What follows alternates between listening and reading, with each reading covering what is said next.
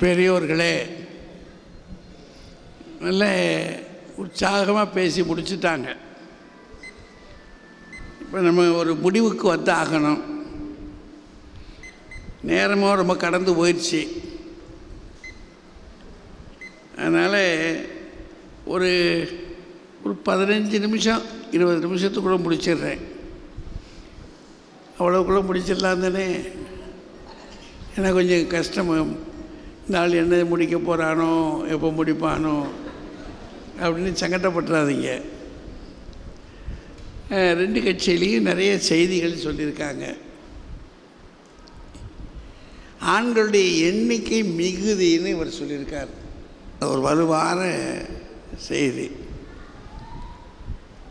உண்மைதான், ஏராளமான ஆண்கள் இருக்காங்க. நிறைய பேர் உதவி செஞ்சுருக்கிறாங்க.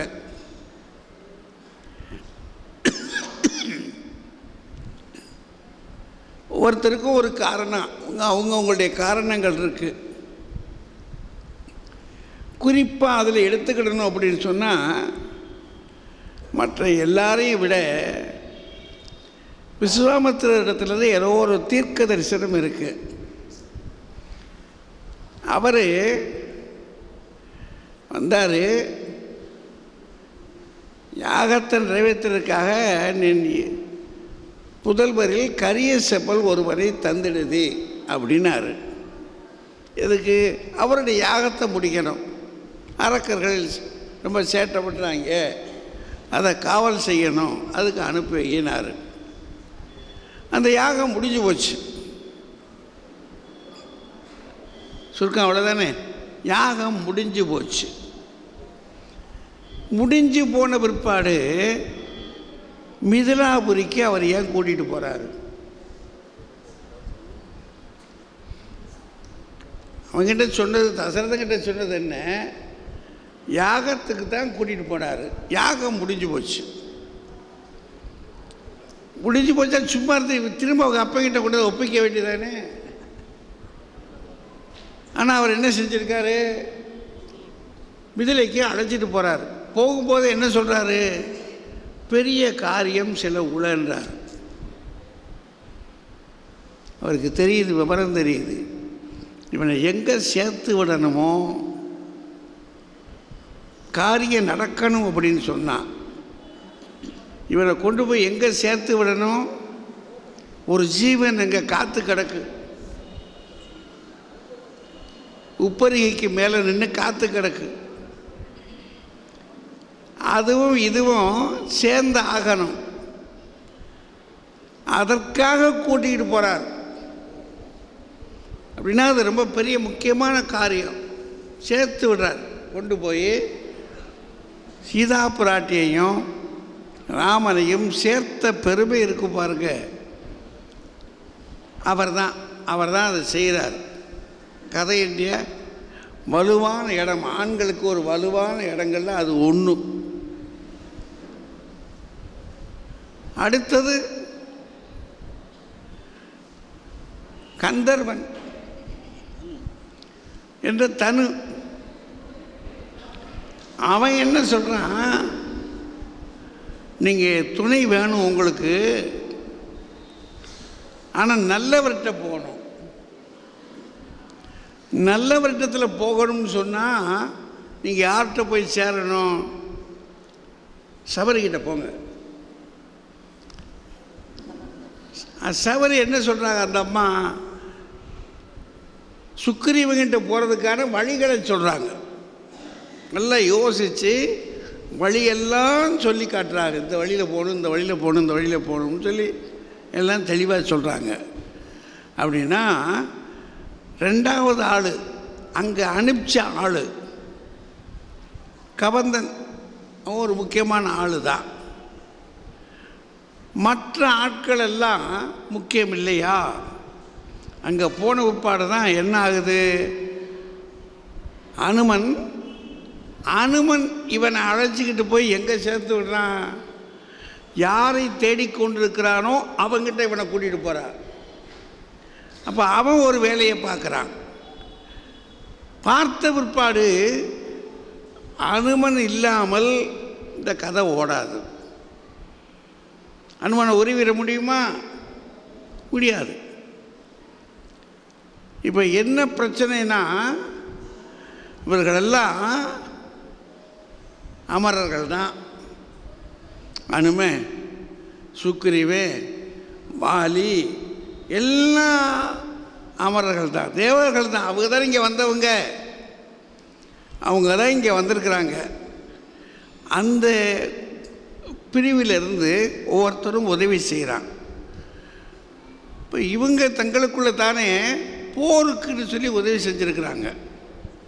போருக்கு ராமனுக்கு. ஆனால் ராமனுக்கு இவங்களை வர சொன்னானே தவிர இவங்களால தான் கதை நடக்கணுமா, இவங்களை முன்னே நிறுத்துகிறான். இவங்க இல்லாமலே அவள் யாரை யாரை ஜெயிச்சிருக்கான்? கரனை செஞ்சிருக்கிறா. கரண் இருக்கும்போது எந்த இவங்க இருந்தாங்க குறக்குப்பட? கரண், திரிசிரா, தூடனன் இவங்களெல்லாம் பந்தாடி இருக்கிறான். அப்போ தானே விளையாட்டு நடந்திருக்கு. இவர்கள் இல்லாமலேயே அவன் யாரை வீழ்த்திருக்கிறான்? தாடகையை வதம் பண்ணியிருக்கிறான். அப்போ அதனால தான் கூட்டுறவரை ஒன்று வேண்டுமா, கொற்றவன் அவன். உனக்கு எதுக்குடா கூட்டு? உனக்கு எதுக்கு கூட்டு? இதெல்லாம் ஒரு போலி நாடகம். கூட வர்றாங்க, துணை இவங்கெல்லாம் வர்றாங்க. அதனால் ஆண்கள் நிறைய வந்திருக்காங்கன்றது என்னவோ உண்மைதான். அது உண்மைதான், இல்லைன்னு தள்ளிட முடியாது. அது அப்படி கிடக்கட்டும். இப்போ பெண்கள்கிட்ட போயிடுவோம். ஏன்னா 10-15 நிமிஷத்தில் முடிக்கணும்ல. ஒரே ஒரு சந்தேகம் நமக்கு என்ன வருது, திருமாலுடைய அவதாரங்களில் இது 9வது அவதாரம். இதுக்கு முன்னாடி எத்தனை அவதாரம் எடுத்திருக்காரு? 8 அவதாரம் எடுத்திருக்காரு. அப்போ திருமகள் வந்திருக்காளா? இது 9வது அவதாரம். இது கிருஷ்ணாவதாரம் 8 தான். கல்கி வரணும். 8வது அவதாரம். இதுக்கு முன்னாடி 7 அவதாரம் எடுத்திருக்காரு. 7 அவதாரத்தில் யார் வந்திருக்காங்களா? இந்த அம்மா வந்திருக்கா? வரல. இப்போ என்ன அவசரம்? அங்கே இவங்க சொன்ன மாதிரி அவங்க சொன்னாங்க, ஏம்மா தாய் நான் போகிறேன், நீ பின்னாடி வந்துரு அப்படி எதுவும் சொன்னாரா? அவர் நினச்சிருப்பார் இது இங்கே இருந்தாலாவது நம்ம சிரமம் இல்லாமல் அங்கே வேலை பார்க்கலாம்னு, இல்லைங்களா? ஆனால் அந்த அம்மா வந்துருச்சு. இந்த அவதாரத்தில் தான் அது வருது. முதல் கட்டம் வந்தது மட்டுமில்லை, அது இவர் எப்போ வருவார்னு காத்து கிடக்கு. சேர்ந்துட்டாங்க. சேர்ந்த பிற்பாடு அவங்க 2 பேரும் பிரியமாக அயோத்தியில் போய் வாழ்ந்துக்கிட்டு இருக்காங்க. அங்கே தடை வந்துருச்சு. தடை வந்தால் வனம் புக வேண்டிய கட்டாயம் வந்துருச்சு. வனவாசத்துக்கு போகிறதுக்கு அவர் நீ வராதே, நீ வந்தால் எல்லையில்லா இடர் தருவாய் அப்படின்னு அவர் சொல்கிறாரு. இங்கே இருக்கும்போதே என்னை உபத்திரப்படுத்துகிற, அங்கேயும் வந்து என்னை இம்சை பண்ணாத தாய், நம்ம வீட்டில் மாதிரி தானே சொல்லியிருக்க கூடும். ஆனால் அந்த அம்மா நம்ம வீட்டு பொம்பளை சொல்லால, நான் வரலைன்னா உங்களுக்கு நான் கொண்டாட்டமாக இருக்குமே, நான் தான் உங்களை எல்லாம் இம்சப்படுத்துகிறேன்னாக்கும் நம்ம வீட்டில் சொல்கிறாங்கல்ல, அதே மாதிரி தான் அந்த பிள்ளையும் சொல்லுது அந்த அம்மா. அதாவது மனித பெண் எப்படி பேசுவாளோ அப்படி பேசுகிறா. நான் வரலைன்னா உங்களுக்கு சந்தோஷமாக இருக்குமா? கிளம்பியாச்சு சரிதானா? சரி. இப்போ அதுக்கு முன்னாடி 2 பொம்பளை இருக்காளே, கைகேயி, திரிசடை, அது 2 பெண்கள் இருக்காங்கல்ல, ரொம்ப முக்கியமான ஆட்கள் அவங்க. கூனி ரொம்ப முக்கியமான ஆள். அவன் யாருன்னே தெரியலன்றான். சில கணக்குப்படி பார்த்தா இவ கூட வந்தவான்னு சொல்கிறாங்க. அந்த காலத்தில் நம்ம வீடுகளில் இந்த பொம்பளை பிள்ளைகளுக்கு பண்டபாத்திரம் கொடுத்து விட்றோம் பார்த்தீங்களா, அது மாதிரி வேலைக்காரிகளையும் கொடுத்து விடுவாங்களாம். ஏன்னா போன இடத்துல இந்த பிள்ளைகளுக்கு புதுசாக ஏதாவது கொஞ்சம் பழகிக்கிடணும்ல, அதுக்காக ஆளை அனுப்புறது. அந்த மாதிரி அனுப்பப்பட்ட ஒருத்தி இவா அப்படின்னு சொல்கிறாங்க. சிலர் என்ன சொல்கிறாங்களாம், இல்லை இவ யாருன்னே தெரியாதுன்றாங்க. எங்கேருந்து வந்தானா தேவர்களுடைய ஏவலில் வந்தவளாவா.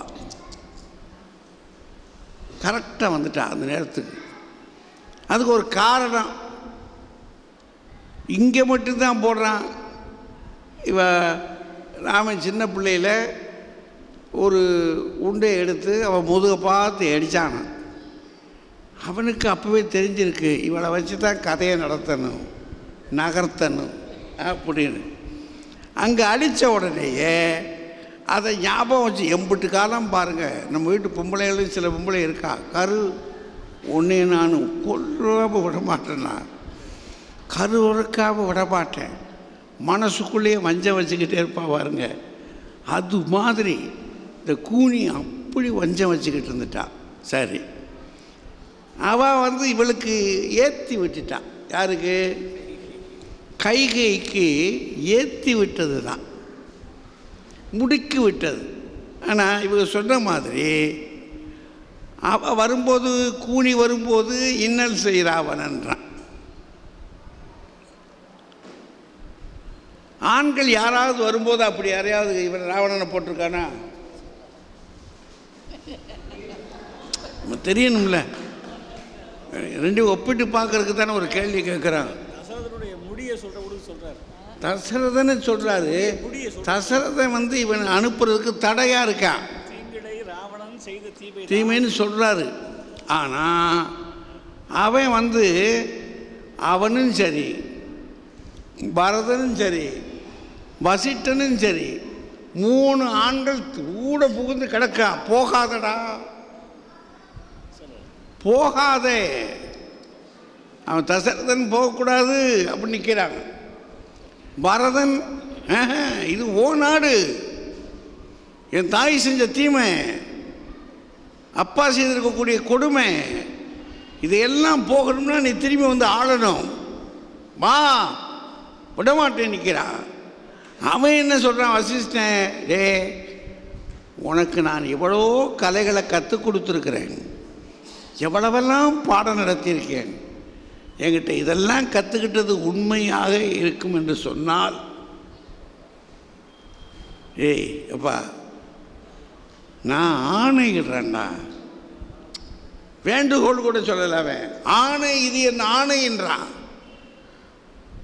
நீ வரணும், வா, ஓ நாட்டை ஆடுறதுக்கு வான்னு கூப்பிட்றான். அப்போ இந்த 3 பேரும் என்னவா இருந்திருக்காங்க?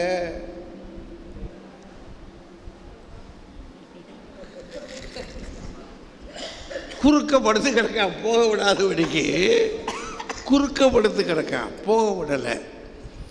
ஆனால் இங்கே கதை நடந்துக்கிட்டே போகுது. கூனி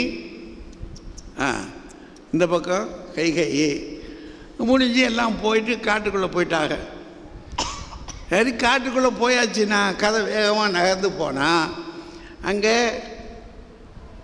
தண்டகாரண்யத்தில் 10 வருஷம் முனிவர்கள் கூட சுகமாக வாழ்ந்துக்கிட்டு இருக்காங்க. நோக்கம் என்ன?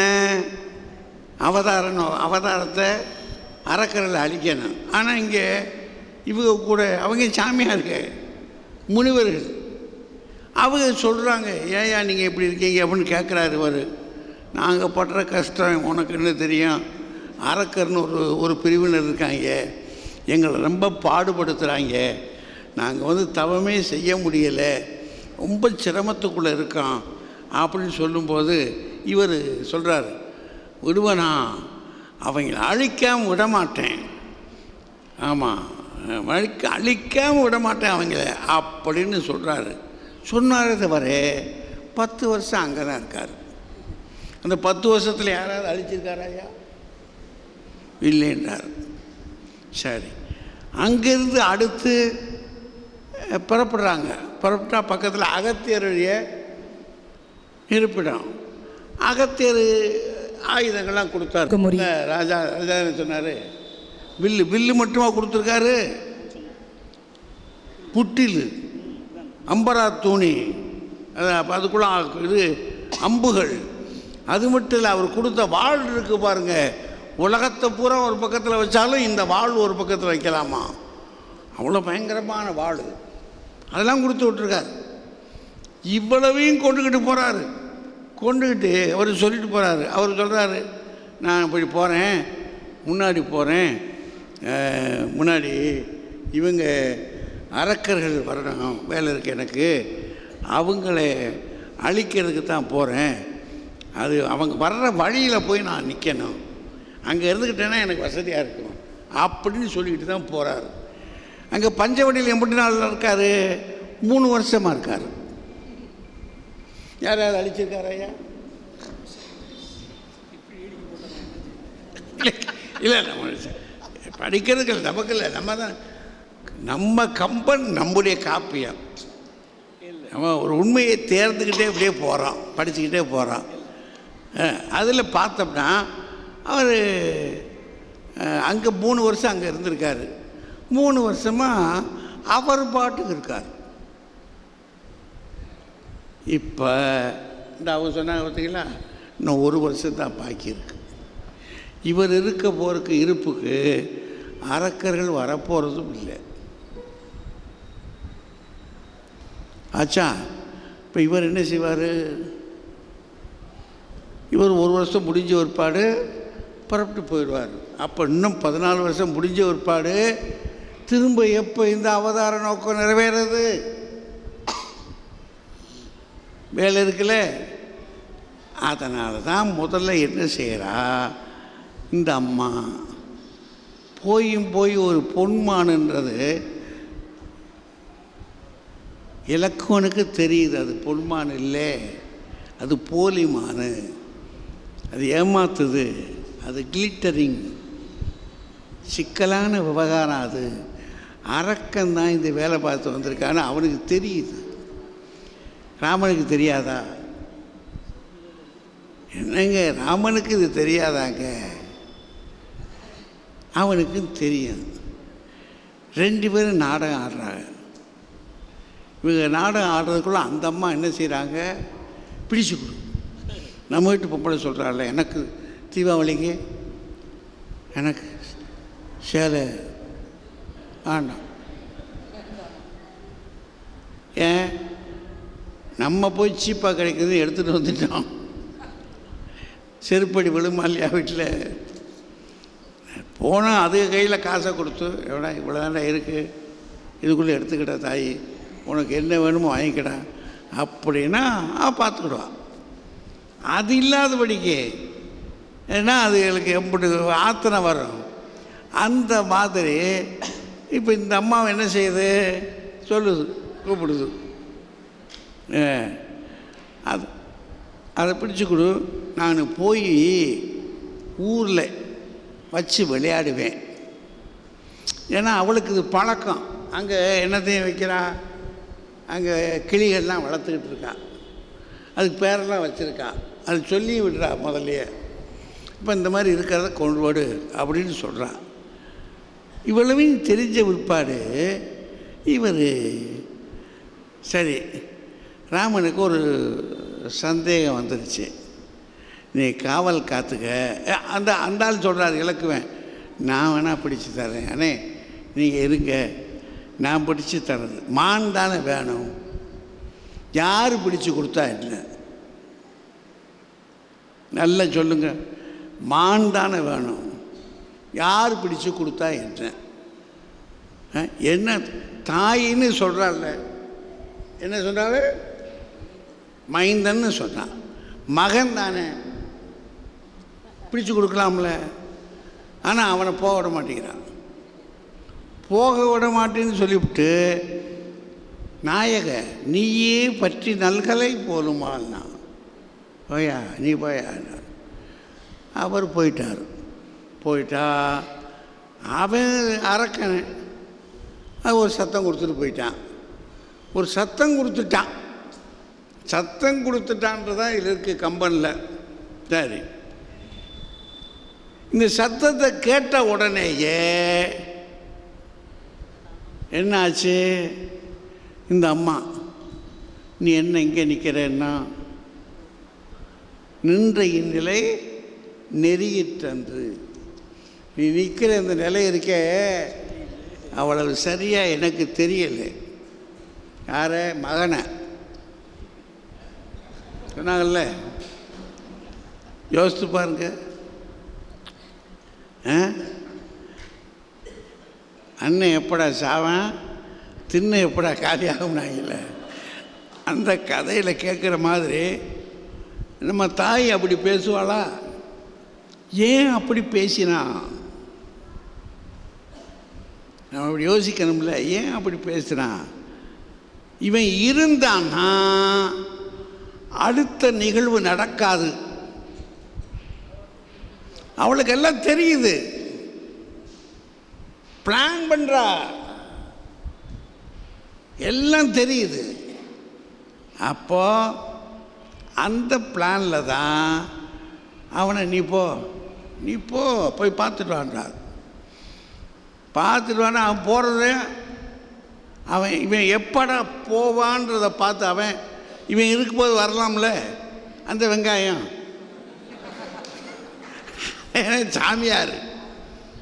சாமியார் இவளுக்கு என்ன தெரியணும்? சாமியார் அவன் இருக்கும்போது வந்திருக்கலாம்ல. அவன் எங்கிட்டு வெளியே போனானோ அவன்ட்டான். சீன், அடுத்த சீன் அது. டக்குன்னு உள்ள நுழைஞ்சாச்சு. நுழைஞ்ச உடனே இதுவரைக்கும் அவங்கிட்ட கனன்று பேசினவா, சினந்து பேசினவா, எல்லா சிக்கல்களையும் உருவாக்கணும் அந்த தாய். இவன் வந்த உடனேயே என்ன சுகமாக பேசுகிறாயா, உபசரிப்புகள். அடி அப்பா, ஏன் இவனை வச்சு தான் கதை நடக்கணும். அவளுக்குன்னு தெரியாத அவன் யாருன்னு ஆரம்பிச்சிருச்சு. அவன் கொண்டுட்டு போயிட்டானே, இவளும் கொண்டுட்டு போயிருக்கானே. கொண்டுட்டு போய் அங்கே கொண்டு போய் வச்சுக்கிட்டான். 10 மாதம் அங்கே இருக்கிறான். அங்கே இருந்தா இப்போ விடுவிக்கணும்ல. அதில் இப்போ நம்ம இதை மட்டும் கவனிச்சுக்கிடுவோம். 10 மாதம் அங்கே இருந்தால, 10 மாதம் இருந்தவா சரியா அப்போ தான் இவன் வர்றான். நம்ம இல்லை, ராவணன் வர்றான். ராவணன் இவளை மிரட்டிக்கிட்டுலாம் போகிறான். அங்கே இருக்கிறவங்களெல்லாம் மிரட்டுறான். அது ஒரு பக்கம் கிடக்கட்டும். ஆனால் 10 மாதம் சிறையில் இருந்தவா எந்த நம்பிக்கையில், ராமனுக்கு ஏதோ நடந்து போச்சு நீ ஓடி போன்றான், நீ போயிட்டு வாடான்னு சொன்னான். ராமனையே கொன்று விட்டார்கள் என்று சொன்னான். இவனை விட்டு வைப்பாங்களா இலக்குவனை? அப்போ 2 பேரும் செத்து போயிருப்பானே. இவன் எந்த நம்பிக்கையில் அங்கே உட்காந்துருந்தா அந்த 10 மாதம்? ஏதாவது நம்பிக்கை வேணும் இல்லையா? எந்த நம்பிக்கையில் இருந்தா? அவளுக்கு தெரியும் கரெக்ட், சரியா ஆள் வந்துட்டான்னு அவளுக்கு தெரியுது. அந்த அசோக மரத்தில் மேலே குரங்கு ஒன்று குத்த வச்சு உட்காந்துருக்கு. எல்லாம் கணக்கு தெரிஞ்சிருக்கு அவளுக்கு. அதனால தான் அன்னைக்கு இவ தற்கொலை பண்ண போகிறாள். 10 மாதமாக தற்கொலை பண்ண போகாதவா அந்த ட்ராமா என்ன மாதிரி பின்னணி போகுது பாருங்க. கச்சிதமாக கொண்டு போகிறான். அவன் உடனே இவளை காப்பாற்ற வர்ற மாதிரி எல்லா விவரங்களையும் சொல்லி முடித்து வருவேன். அவன் உடனே என்ன சொல்கிறா? இன்னும் 1 திங்கள் இருப்பேன்டான்றான். ஏன் அப்படி சொல்கிறா? அதுக்கும் காரணம் இருக்குது. இன்னும் 1 திங்கள் இங்கே இருப்பேன்னா, அங்கே ஒருத்தன் உட்கார்ந்துருக்கான், அங்கே ஒரு ஆள் இருக்கான், பரதன். அவன் இவளுக்கு பிள்ளை. அவனை பற்றி நினைப்பு வந்துருச்சு அவளுக்கு. அவன் எரியில் பூந்துடுவான், சொன்னதை சரியாக செய்வான். அவன் நான் எரியில் விழுந்து செத்து போயிடுவேன்னு சொல்லியிருக்கான். அப்படின்னா என்ன செய்கிறது? அதனால தான் ஒரு மிரட்டல் வேகமாக விடுறா. இப்படி இவ்வளவு தைரியமாக இவ சொல்கிறா அப்படின்னு சொன்னாலே இவ யாரை தூண்டி விடுறா? நல்லா யோசித்துக்கங்க. அது மட்டும் இல்லை, இப்போ இவனை சந்திக்கலை, நம்ம அனுமனை சந்திக்கலை. அனுமனை சந்திக்காமலேயே இவன் வந்திருந்த போது, ராவணன் வந்தபோது எந்த நம்பிக்கையில் ஒரு துரும்பை எடுத்தபடி தெரிய கேட்டி துரும்பு அப்படின்னு ஒரு துரும்பை கிள்ளி போட்ட மாதிரி போட்டு வச்சுட்டு, போடா கிறுக்கு போயல, மேருவை உருவ வேண்டின், விண்புலந்து ஏக வேண்டின். அப்புறம் என்ன, 7 புவனங்கள் யாவும் கடந்து போகணும்னா யார்? ஆரியன் பகழி வல்ல. என் வீட்டுக்காரர் இருக்கானே, அவனுடைய அம்பு எவ்வளவு பெரிய வலுவானது தெரியுமா? இப்போ இன்னும் யாரை சந்திக்கலை? அனுமனை சந்திக்கலை. அனுமனை சந்தித்த விற்பாடு இப்படி சொல்லியிருந்தா கூட நான் பரவாயில்ல. அனுமனை சந்திக்காமல் இப்படி சொல்லுவானா? அங்கே எத்தனையோ விஷயம் இருக்குதையா உள்ள. அது மட்டும் இல்லை, அனுமன் அவளை தூக்கிட்டு போகிறேன்னு சொல்ல போது சொன்னான் இல்லையா, சொல்லி நாள் சுடுவேன்னு. முடியாதா? சீதா பிராட்டி இது நம்முடைய மதுரை மாநகரத்தை எரிச்சாலே கண்ணகி, கற்பின் கனலி, முடியாதா?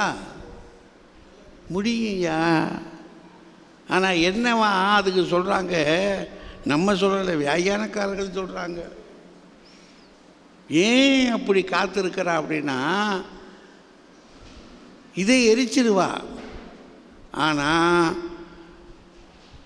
இவன் இருக்கான் பாருங்க, அவனுக்கு சாபம் இருக்க கிட்ட கூட வரமாட்டான். யார்? ராவணன் கிட்ட கூட வரமாட்டான், சாபம் இருக்கு. வாக்கு என்ன, இவளை விடுவிக்க வேண்டியது யாரு? அமரர்களுக்கு கொடுத்த வாக்கு இருக்க, தேவர்களுக்கு கொடுத்த வாக்கை நிறைவேற்றுவதாக சொன்னது ராமன் தான் சொல்லியிருக்கிறான். அப்போ யார் வாக்கு கொடுத்தாங்களோ அவங்க தான் இதை நிறைவேற்றணும். அதுக்காகத்தான் அவள் காத்திருக்காங்க. காத்திருந்து ஒவ்வொரு விஷயத்தையும் திட்டவட்டமாக ரொம்ப திட்டம் போட்டு காரியத்தை சாதிச்சிருக்கிறான்னா, பெரியோர்களே, இதுக்கு மேலே நான் நீட்டிக்கக்கூடாது. நல்லா யோசித்து பாருங்கள். ஆண்கள் துணை செஞ்சுருக்கிறாங்க, இல்லைன்னு அல்ல. ஆனால் பிராட்டி அழைக்காமலே வந்ததவா. ஒவ்வொரு கட்டத்திலையும் ராமனை அசைச்சவா. ராமனை அசைச்சிருக்கா இல்லையா?